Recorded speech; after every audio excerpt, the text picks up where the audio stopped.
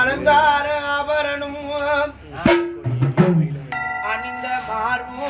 திருநீரும் வெந்நீரும் குழந்தையும்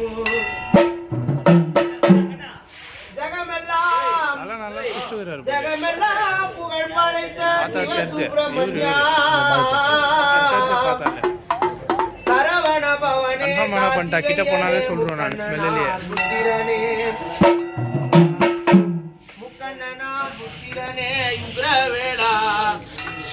நாங்கள் அனைவருமே உனை பணிந்தோம் பழனி வேளா இது சமயம் அடியார்களை உயிர் காட்டு